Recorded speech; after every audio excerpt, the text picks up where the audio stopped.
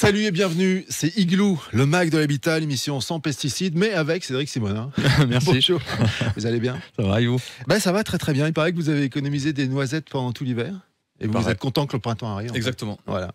Bon, on va parler des noisettes dans un instant. On va accueillir dans une seconde, même maintenant, Suzanne Broly. Bonjour. Vous êtes adjointe à la mairie de Strasbourg en charge de la ville résiliente, de l'urbanisme, des espaces verts et de l'habitat, entre autres. Bonjour. Alors, l'habitat, c'est pour l'Eurométropole de Strasbourg. Ah ben, bon, c'est pareil, c'est presque pareil. Vous voulez que je le refasse ou... Non, on va le garder comme ça. Bien sûr. On est en direct, on va le garder comme ça. J'ai une sorte de scoop pour vous. Les humains continuent de se reproduire. Et c'est ça va rassurer le gouvernement. Voilà, alors du coup, oui, pour réarmer la France, c'est une bonne nouvelle. Mais ça crée parfois des problèmes, puisqu'il faut les loger, tous ces gens qui se reproduisent. Oui, vous voyez. Je vous arrive, bien sûr. Ce que je veux dire. C'était donc ma petite introduction personnelle à cette émission qui va faire du bruit. Je vous le dis parce que le titre déjà, c'est le titre de Cédric Simonin. Allez-y, balancez votre Strasbourg envers et contre tous. Oui, l'équation urbaine à résoudre. On verra comment on écrit envers et contre tous. Bon, voilà. De plusieurs façons. Ouais, c'est à moi. Ah oui, c'est à vous. Ben voilà, il n'y a que dans Igloo en air, effectivement, que nous foulons les terrains sinueux de l'urbanisme avec une brise d'humour dans l'air. Aujourd'hui, nous embarquons avec Madame Broly pour une randonnée à travers les paysages variés de Strasbourg où planter les arbres du développement durable tout en pavant les sentiers des besoins en logement se révèle être un parcours d'orientation plein de surprises. C'est un peu comme essayer de danser une valse avec les écureuils, un équilibre délicat entre la grâce et l'agilité. En avant pour cette aventure verdoyante où les idées germent et les solutions fleurissent. C'est ce que nous allons voir tout de suite avec vous. Je pense que vous avez un peu abusé des noisettes quand même. Hein. Un peu. Mais j'étais en verbe là, quand j'ai écrit mon introduction. Bravo, alors, Madame Broly, laissons pour l'instant les écureuils de côté, si vous voulez bien. J'ai une première question sous forme d'équation, compliquée à résoudre, effectivement. Alors, face à l'impératif de la loi zéro artificialisation nette, que nous avons déjà traité de multiples reprises dans cette émission, comment vous envisagez de concilier cette ambition écologique avec la pression croissante pour la création de nouveaux logements à Strasbourg, et puis tout en optimisant l'utilisation du foncier et du bâti existant, et peut-être dans la foulée, si vous aviez quelques stratégies innovantes que vous comptez déployer pour relever ce défi majeur? Alors, merci pour cette invitation envers et avec tous, avec toutes et tous. Je pense que c'est ça la solution, c'est qu'il n'y a pas déjà une solution, mais il y en a plusieurs et on ne peut pas Finalement, il va falloir être très ingénieux, agile et trouver les failles dans les mécanismes qui existent. Je pense qu'on a été des enfants gâtés en termes de logement ces dernières années et on en a abusé au point où finalement le système il s'est enrayé. Malheureusement, on l'a dit, on continue à se reproduire, mais au-delà de ça, c'est aussi les habitudes qui changent. Il y a beaucoup plus de décohabitation des couples, donc il va falloir encore plus de logements puisque les couples se séparent et il faut aussi assurer des logements pour les jeunes qui viennent étudier. Alors sans vouloir être une ville attractive, on est naturellement une ville attractive parce que on a un territoire qui est beau, qui est agréable, qui a justement cette part de nature qui permet de s'y sentir bien, cette part de nature, mais aussi de monuments historiques. Donc, 65 000 étudiants aussi à loger, c'est pas rien. Et puis, on a aussi nos anciens qu'il va falloir loger et continuer à loger. Donc, il faut trouver une solution. Et je pense qu'il n'y en a pas une et il faut être ingénieux. Et on s'y attelle, et c'est un peu mon quotidien de résoudre la quadrature du cercle, en sachant que forcément, comme je viens de l'écologie, je tiens particulièrement à cette question de résilience du territoire, et il faut trouver ce juste équilibre entre la part bâtie et la part non bâtie. Alors on va y venir. Alors, j'ai pas terminé. Ah, vous n'avez pas terminé. J'ai tellement de choses à dire, alors maintenant j'ai la parole. Je vais pas la lâcher. Alors que donc c'est... Non, mais c'est juste, vous avez parlé de construire, mais c'est pas forcément construire. On a pris l'habitude d'aller consommer des espaces de nature, des espaces agricoles, parce que ça coûtait pas cher. Et puis, hop là, une petite zone pavillonnaire, une petite zone d'activité. Puis, on pensait pas trop mixité aussi. Et sauf que, avec la loi SRU, avec 29 000 demandeurs de logements sociaux, il faut qu'on arrive à les loger. Et comment on fait? Et donc là, on a plusieurs pistes. Alors déjà, pour réussir à résoudre le ZAN, on s'est dit, En attendant les décrets, on va déjà expérimenter, et c'est ce qu'on va faire avec la modification 4 du PLU, puisqu'on a une orientation d'aménagement, mais aussi un règlement qui va permettre de tester le zéro imperméabilisation net. Et donc, chaque mètre carré qu'on va artificialiser dans la ceinture verte sera compensé. Ça sera une façon déjà de renforcer cette part de nature qui est nécessaire sur ce bouclier bioclimatique qui doit protéger les Strasbourgeoises et les Strasbourgeois. Et ça sera une façon aussi de transformer une ceinture qui était plus une réserve foncière pour des infrastructures, pour tout sauf de la nature. Par ailleurs, il y a d'autres façons de faire. C'est aussi tester la renaturation des sols avec des expérimentations comme Perméasol, où on regarde à quelle vitesse finalement les sols vont se régénérer. Et donc, si on réduit leur artificialisation, est-ce qu'ils vont pouvoir en retour nous rendre des services comme infiltrer les eaux pluviales, comme absorber la pollution et tout simplement être des sols vivants où on peut avoir de la biodiversité. Et bien sûr, c'est valoriser des projets qui recyclent. Je citerai par exemple l'IoT, mais il y a la Caisse des comptes ou d'autres projets sur le territoire qui permettent en fait d'utiliser du foncier, du bâti existant. Et donc, plutôt que d'aller artificialiser, on le réutilise, on le transforme, on le surélève. Et donc là, on a fait aussi une étude pour étudier le potentiel de surélévation à l'échelle de l'Eurométropole de l'ensemble du parc bâti. Justement, c'était l'une des questions que Cédric avait préparées. J'avais préparé ma question. Alors, si vous voulez bien, je vais revenir sur le premier sujet que vous avez évoqué. Vous aviez, pour toutes et tous, donc une notion de solidarité. Au regard des objectifs ambitieux de la loi SRU, Solidarité Renouvellement Urbain, et notamment en matière de quotas de logement social, comment la ville de Strasbourg prévoit d'intégrer ces exigences dans sa stratégie, celle que vous venez d'évoquer? Et puis, est-ce qu'il y a des projets pilotes ou des initiatives spécifiques que vous souhaitez mettre en avant par rapport à ce contexte? Alors, déjà là, je prends ma casquette de vice-présidente, puisque l'habitat, c'est une question que je traite à l'échelle de l'Eurométropole. Et ça, c'est important, ça s'applique à l'ensemble des communes de l'Eurométropole. Et il ne s'agit pas aujourd'hui de déshabiller la loi SRU. Et donc, c'est un peu l'actualité où on met du logement intermédiaire dans la loi SRU. Faut savoir quand même qu'il suffit de commencer à tendre une perche en disant on peut mettre du logement intermédiaire. Moi, j'ai déjà des retours de promoteurs qui enlèvent les PLAI et les PLUS pour mettre du logement intermédiaire. Sauf qu'on a 29 000 demandeurs de logements sociaux sur le territoire. 63% de la population est éligible aux logements sociaux. 33% de la population est éligible aux logements très sociaux. Donc, c'est notre responsabilité, c'est du devoir, c'est de l'intérêt général de produire ces logements sociaux. Alors, comment faire?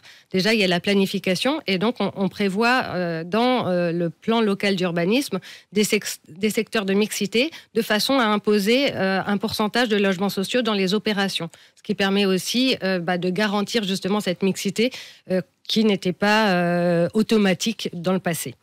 Mais ça ne suffit pas. Après, il y a la difficulté de l'explosion du prix du foncier où il va bien falloir finalement réussir à trouver du foncier. Déjà, la rareté du foncier plus l'explosion des prix. Donc, qu'est-ce qu'on fait? On a un outil, c'est la préemption. Et donc, je préempte des terrains quand c'est possible à la valeur des domaines.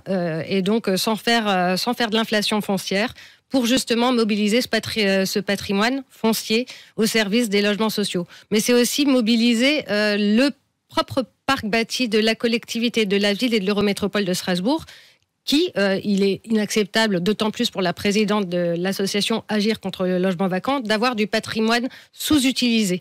Et donc, c'est faire en sorte que notre propre patrimoine, qu'il soit bâti ou non bâti, serve en priorité aussi aux logements sociaux. Et enfin, c'est les aides directes et indirectes. Et notamment, c'est plus de 13 millions d'euros qu'on vient de débloquer en aide exceptionnelle pour les bailleurs sociaux. Et c'est tout l'accompagnement qu'on fait pour faire en sorte, finalement, de trouver des leviers financiers en encadrant la charte VEFA, en aidant les bailleurs sociaux à réussir à faire de la reconstitution. Parce que tout ce qu'ils démolissent, ils doivent le reconstituer. Et en plus, ils doivent produire des nouveaux logements sociaux. Donc, la tâche est ardue.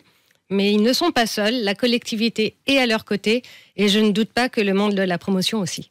Oui, sûrement, puisque de toute façon, à chaque fois qu'on construit, on a quand même l'obligation de faire 30% de logement social. Ça dépend où. Ça dépend où, c'est vrai.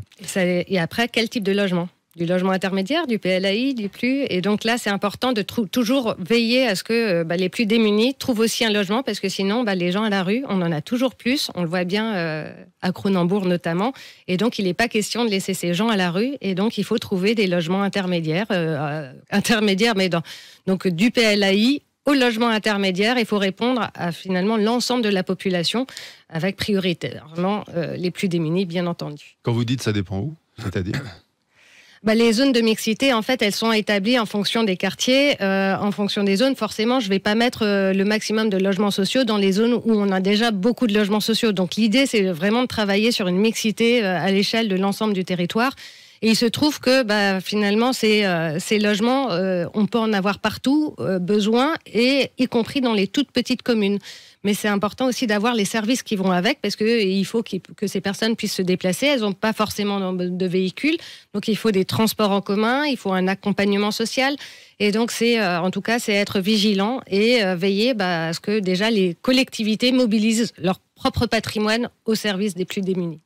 Alors on y reviendra après sur cet équilibre-là. Vous avez évoqué la surélévation du bâti. J'aimerais juste qu'on y touche un mot, si vous voulez bien. C'est souvent une solution qui est présentée pour densifier sans consommer plus de nouveaux espaces. Elle pose aussi parfois des défis techniques et puis réglementaires qui sont assez significatifs. Comment Strasbourg aborde ces contraintes ? Est-ce qu'elle va les assouplir ? Et puis, quelles mesures incitatives ou facilitatrices la ville envisage-t-elle de mettre en place pour encourager cette pratique ? Alors déjà, avec UpFactor, on a lancé une étude qu'on n'a pas terminée, où on était vraiment à la recherche déjà étudier l'ensemble du potentiel. Après, étudier le potentiel pour les bailleurs sociaux. Et étudier aussi le potentiel pour les zones d'activité, parce qu'il faut anticiper l'avenir. Il ne s'agit pas juste d'être réactif à une crise d'aujourd'hui, mais c'est vraiment se projeter dans le futur. Et puis, la France aime bien planifier, donc c'est important de le penser. Donc, on le fait avec ces études prospectives. Et en même temps, on teste dans l'immédiat, finalement, déjà des solutions. Et donc, ça... c'est aussi une façon de travailler sur le démembrement entre le foncier et le bâti, voir si on ne met pas en place des copros qui vont pouvoir réaliser leurs travaux de rénovation énergétique grâce à de la surélévation. Et derrière, cette surélévation, d'autant plus, il faut que ça soit léger, donc c'est souvent en bois, et donc c'est le plus souvent décarboné. Et donc, c'est des solutions qui marquent des points sur le plan environnemental, puisqu'on n'artificialise pas de sol. On utilise des matériaux ressourçables. On utilise, donc on n'est pas dans l'approche béton pur. Et derrière, c'est une façon aussi de redynamiser parfois des immeubles qui étaient en train de se dégrader. Et sans cette solution de surélévation, peut-être que les occupants, les propriétaires, qui ne sont pas tous riches, n'auraient pas pu finalement rénover leurs biens et auraient connu des problèmes de précarité énergétique. Mais pourquoi ça ne va pas plus vite alors ? Alors pourquoi ça ne va pas plus vite ? Mais ça va aller plus vite, puisque le Premier ministre a dit qu'on allait arracher les logements avec les dents, et y compris la surélévation. Donc je me dis que ça va s'accélérer, mais c'est parce que déjà il faut rassurer les propriétaires existants, il faut travailler la densité douce ou la densité heureuse, puisque forcément ça fait plus d'habitants au mètre carré. Et après, on a dans la modification 4 aussi on a prévu une modification qui doit permettre de faciliter la surélévation, puisque pour ne pas avoir des contraintes, notamment à la pleine terre, dès lors que finalement le bâti n'était pas conforme au PLU, si maintenant on engage des travaux, on risque d'entériner une non-conformité, et donc je ne pourrai pas l'autoriser. Donc il faut qu'on trouve en fait des marges de souplesse dans l'instruction aussi de notre plan local d'urbanisme. Je parle trop. Pardon, je suis un peu naïf sur la question, mais surélevé de combien ? C'est quoi ? C'est 5 mètres, 10 mètres, 100 mètres ? Alors, on peut rajouter on peut rajouter 1, 2 étages, voire 3 étages. En fait, c'est variable, mais en tout cas, c'est du sur-mesure. Et là, on travaille dans la dentelle. Donc, à chaque bâti, finalement, sa capacité de surélévation. C'est des choses qui se pratiquent aussi du côté de Vienne, où on a beaucoup de patrimoine surélevé, y compris dans la zone qui est classée au patrimoine de l'UNESCO. Et ça, c'est un des défis qu'on veut relever aussi avec l'architecte des bâtiments de France, et aller avec nous sur ce sujet. Donc, on peut surélever, y compris dans la zone du plan de sauvegarde de l'UNESCO. Moi, si je peux me permettre de prendre ma casquette d'un peu d'empêcheur de tourner en rond, je trouve la démarche intéressante. Là où je m'interroge, c'est sur le volume de logements que l'on peut développer avec ça. Et une autre raison, elle est réglementaire. Maintenant qu'un bailleur social qui est le seul décideur de surélever son bâti avec le coût que ça peut avoir, je peux l'entendre. Sur une copropriété privée, il faut savoir que lorsqu'on surélève, c'est un vote à la majorité des 2/3 des copropriétaires. Ce qui est de loin assez rare à obtenir comme type de majorité. Le deuxième chose, c'est que c'est un engagement financier relativement important avant de pouvoir se dire je récupère de la vente de ce logement la possibilité de rénover la copropriété. Le troisième point, c'est je prends ma casquette technique, où techniquement, même si effectivement le bois est plus léger, il y a énormément de contraintes techniques à gérer en amont, ne serait-ce qu'après continuer à monter une cage d'ascenseur jusqu'au dernier niveau. Le quatrième point, c'est là où c'est toujours un peu surprenant, c'est qu'à chaque fois qu'on projette un projet dans une commune, le maire systématiquement nous demande d'enlever un niveau. Parce qu'il sait qu'au niveau du voisinage, ça va un petit peu grincer des dents. Et là, on inciterait à surélever. Donc, je ne sais pas comment le voisinage réagirait sur la surélévation. Et enfin, un dernier point, c'est à qui on vendrait ces logements-là. Parce que le coût de ces logements-là, on est au minimum, et encore difficile à dire, de 3 000 € au mètre carré, minimum, en construction. Donc, il faut encore le vendre derrière, ce qui est beaucoup plus élevé. Et on toucherait des gens qui ont un certain niveau de revenu qui pourraient s'acheter ce type de logement, selon moi, hein, mais je peux me tromper. Donc, ce seraient des logements pour des gens qui ont de certains moyens. Et puis, enfin, on est sur une copropriété qui déjà a tout ce qui est parking, garage déjà préétabli. Ça veut dire qu'on construit des logements supplémentaires sans, je pense, avoir la possibilité d'offrir un garage ou un stationnement supplémentaire, ce qui pose aussi un souci, généralement, quand on vient construire des bâtiments, parce que la question du stationnement est une question épineuse à Strasbourg. Donc, je veux pas... l'idée, Madame Broglie, c'est pas un tac quand je dis ça, hein, c'est vraiment... Je m'interroge parce que c'est... Avec toutes ces questions-là, est-ce qu'on arrive à répondre à la question de loger beaucoup de monde c'est un élément qui est intéressant à travailler, c'est sûr. J'ai toujours peur un peu de quelque chose où on pense que ça va générer énormément de choses et puis finalement on se rend compte au quotidien que c'est pas si simple que ça. Et de ma fenêtre, je suis pas très intelligent comme garçon, mais donc je regarde ça au niveau Razmot. C'est vrai. J'ai du mal à me dire on a un certain volume de logements qui sera développé pour ça. Donc c'est vraiment une interrogation. Ouais, pour les bailleurs sociaux, à la rigueur, pourquoi pas, ouais.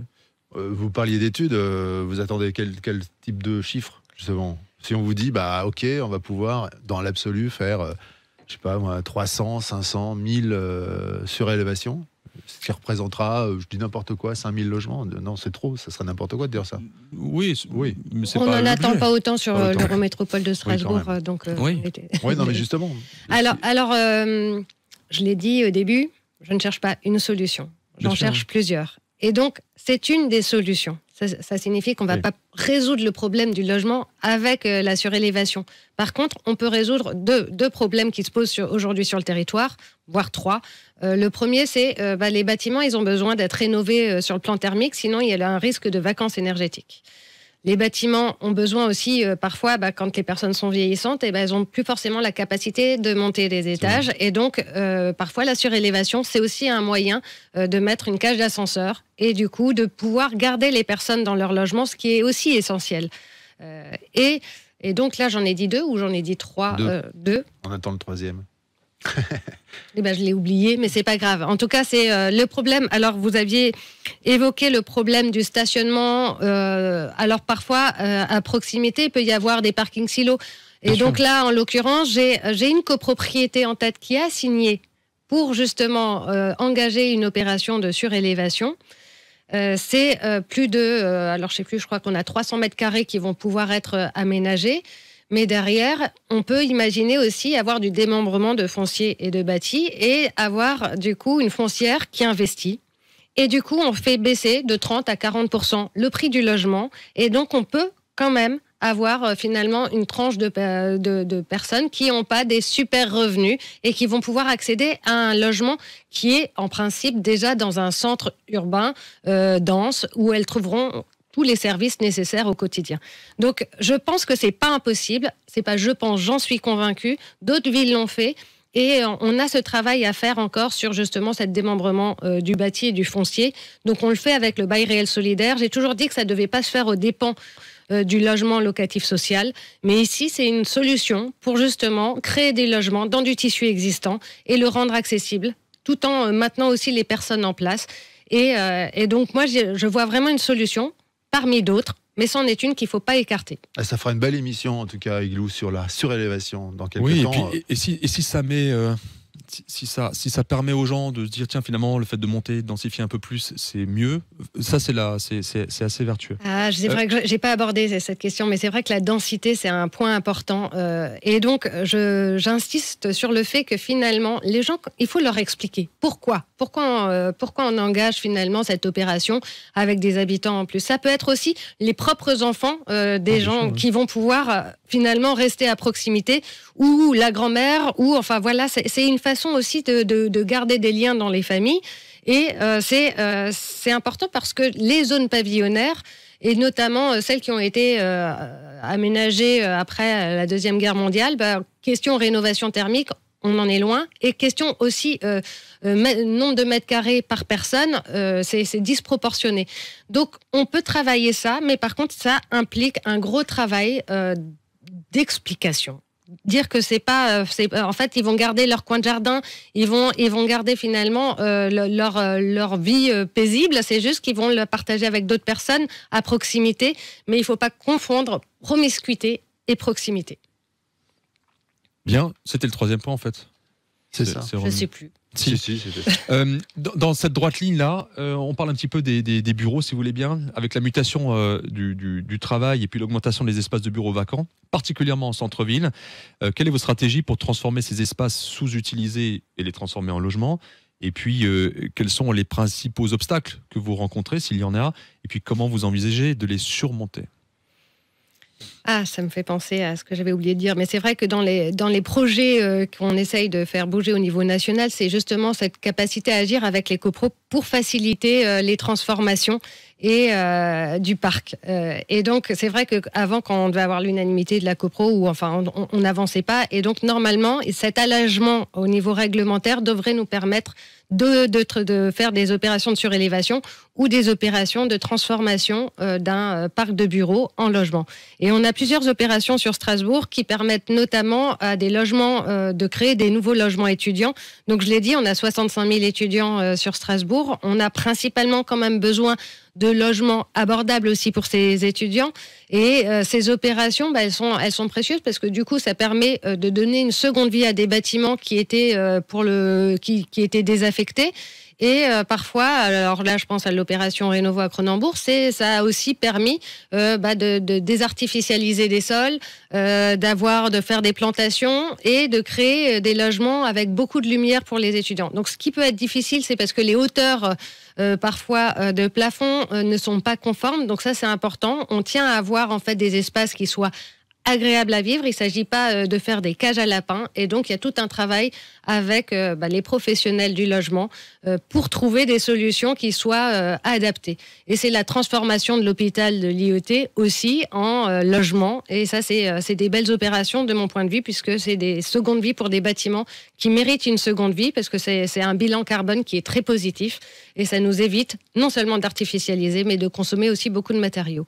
Et par contre, il y a ce travail avec les architectes des bâtiments de France et de la réglementation pour avoir suffisamment de souplesse et d'agilité pour réutiliser au maximum les matériaux existants. Alors, je reviens à ma question des bureaux en ville. Il ne lâche rien. Non, je lâche pas.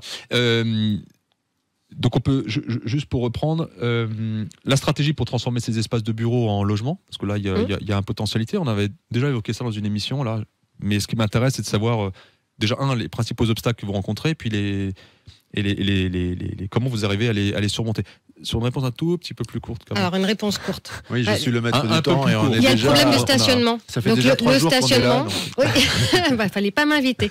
Fallait pas l'inviter, ça m'appelle. Voilà, j'ai répondu. Stationnement. Uniquement le problème de stationnement ? C'est la hauteur de plafond, mais ça c'est encore une fois en fonction du type de bâtiment. Et après, c'est les questions de stationnement, parce que si on crée du logement, il faut du stationnement. Et là, il y a aussi une notion de souplesse dans le changement de destination, parce que ça passe par une autorisation. Alors, la souplesse pour passer du bureau au logement, je peux vous garantir qu'on est plutôt souple de ce côté-là. D'accord. Par contre, on est beaucoup moins souple dans l'autre sens. pour passer du logement au meublé touristique. C'est encore un autre sujet. Et du café à la banque, par exemple, on est souple ou pas?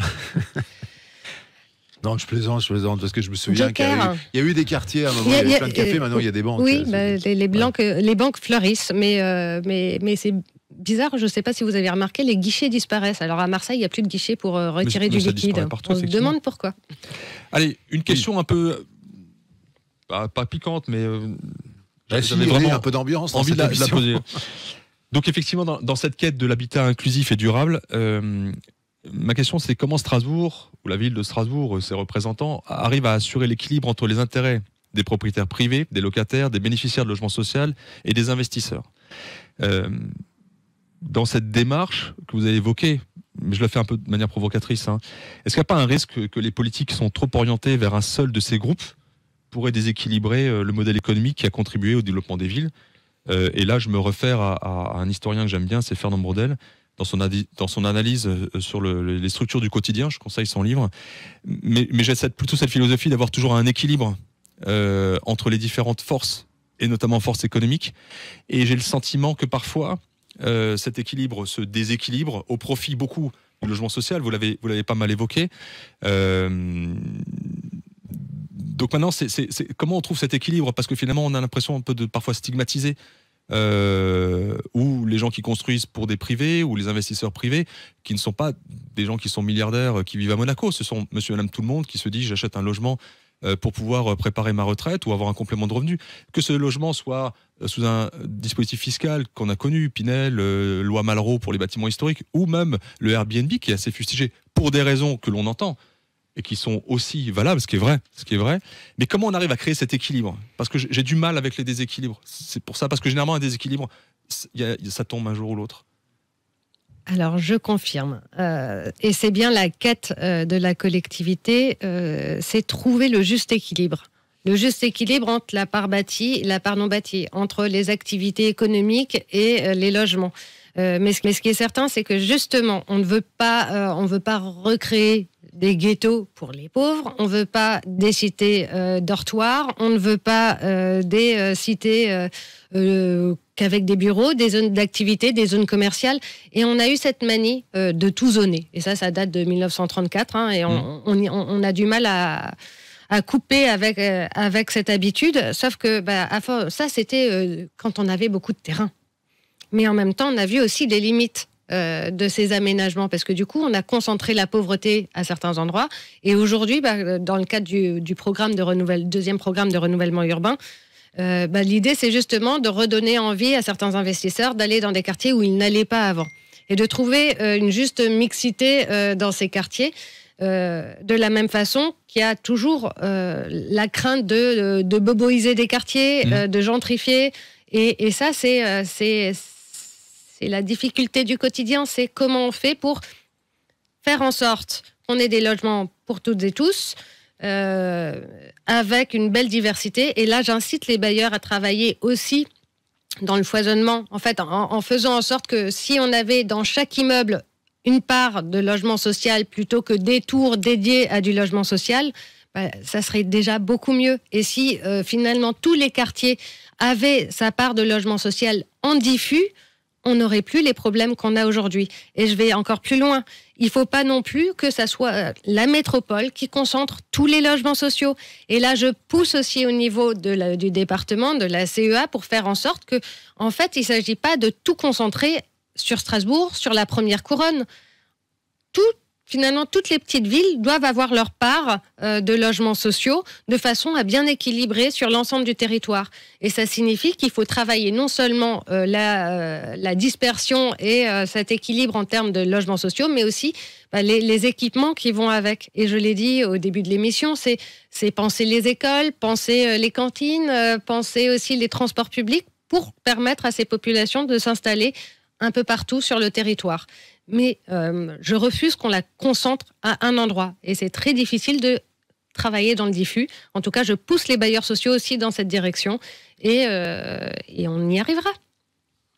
Je reste optimiste. Il faut rester optimiste. Alors, Madame Broglie a beaucoup de convictions. Moi, j'en ai aussi, toujours. Je suis toujours un peu plus mesuré parce que finalement, on ne sait pas une politique ou une action menée, ce qu'elle donnera. Et parfois, on imagine qu'elle donne un effet de levier. C'est pas vraiment celui qu'on a imaginé, etc. En fait, Puis parfois, les résultats arrivent pour le mandat d'après. J'ai pas de certitude. Parce que, compliqué. Eric, si vous regardez les images de l'INA sur les tours des années 60, quand vous écoutez les discours autour de ça, c'est un peu la ville idéale. Et en fait, on a vu qu'au début, c'était la ville idéale, et puis que petit à petit, ça a vraiment décliné, et c'est devenu des ghettos, quoi. Donc, une bonne intention aujourd'hui, on ne sait pas ce que ça va donner. Donc, moi, je reste toujours assez mesuré, mais un responsable politique, qui se doit de toute façon de porter ses convictions haut et fort. Et c'est pour ça qu'il a été élu, d'ailleurs. Maintenant, je reviens sur cette notion-là, ce sera ma dernière question. En tant que responsable politique, quand on est responsable, comme dans une entreprise, on est comptable. Est-ce que vous considérez que vous, personnellement, vous disposez toutes les ressources et soutiens politiques nécessaires pour mener à bien votre vision en matière d'urbanisme et de logement à Strasbourg? Première chose. Et puis, à quel moment et sur quelle base estimez-vous avoir réussi votre mission? Et puis, quels sont les indicateurs clés? Parce que c'est important de savoir mesurer sa performance. Alors, mesurer la performance, on l'entend beaucoup en entreprise, mais c'est bien de l'avoir un peu dans le domaine public aussi. Et quels sont ces indicateurs clés que vous utiliseriez pour évaluer l'impact de vos politiques? Est-ce qu'il y en a d'ailleurs des indicateurs? Le nombre de logements construits, je pose la question. Ça, on me le rappelle presque quotidiennement. Et on a des comptes à rendre aussi au niveau national, puisqu'il y a la loi SRU qui nous le demande et qui nous oblige. Mais en tout cas, depuis que j'ai été élue, je ne cesse les allers-retours aussi avec les différents ministres qui se sont succédés sur les questions du logement pour les interpeller, notamment sur la question des logements vacants et sur la mobilisation du parc privé pour répondre aux besoins en logement social. Je l'évoquais juste avant, c'est si maintenant j'arrive à mobiliser du parc privé non utilisé pour répondre au logement social, ce sera des logements qui sont diffus dans des immeubles existants. Et donc, on évitera justement d'avoir une surdensité de logements sociaux. Par ailleurs, il y a des expérimentations qu'on mène, comme l'a émis l'appel à manifestation d'intérêt sur Archipel 2, où on a travaillé sur du foncier de la collectivité avec les futurs usagers, main dans la main avec les opérateurs, pour trouver finalement des façons d'aménager, de construire qui soient cohérentes avec les enjeux environnementaux, avec les enjeux démocratiques, avec les enjeux européens. Et ça, c'est possible puisqu'on le met en pratique aujourd'hui. Donc, il y a ce qu'on fait tout de suite et ce qu'on projette pour l'avenir. Et ça, c'est le travail qu'on réalise avec le plan local d'urbanisme, avec le SCOTERS et tous les schémas de planification qui existent sur le territoire. Mais ce qui est certain, c'est que les ressources sont précieuses et donc je priorise toujours et c'est l'intérêt général qui guide mon chemin. Merci en tout cas à vous, envers et avec tous, donc on a bien compris. D'ailleurs, Cédric s'est habillé pour l'occasion. Pour la circonstance. Voilà, merci beaucoup Suzanne Brolly. Merci. Merci Cédric Simonin. C'était une belle émission. Beaucoup mieux que la fois d'avant. Non, je peux n'importe quoi. C'est Igloo, le Mac de l'habitat qu'on retrouve sur Facebook, Igloo on Air, les plateformes de podcast bien sûr, YouTube, la chaîne YouTube, vous tapez Igloo et vous retrouvez toutes nos émissions et sur topmusic.fr qui nous héberge évidemment. Et un nouveau site internet qui est en train de sortir. Qui sort sur... Oui. Dites-nous alors, c'est un scoop. Sur igloo.com, vous retrouvez toutes les émissions depuis 6 ans, les 240 émissions. Et puis, et si vous tapez Suzanne Brolly, vous aurez toutes les émissions dans lesquelles elle a participé. Ouais. Et on retrouve plus facilement les émissions comme ça. Donc, igloo.com. Voilà, on a tellement d'émissions qu'on les a un peu structurées là maintenant, même beaucoup structurées. C'est clair. Voilà. Merci, à très bientôt. Merci beaucoup. Merci.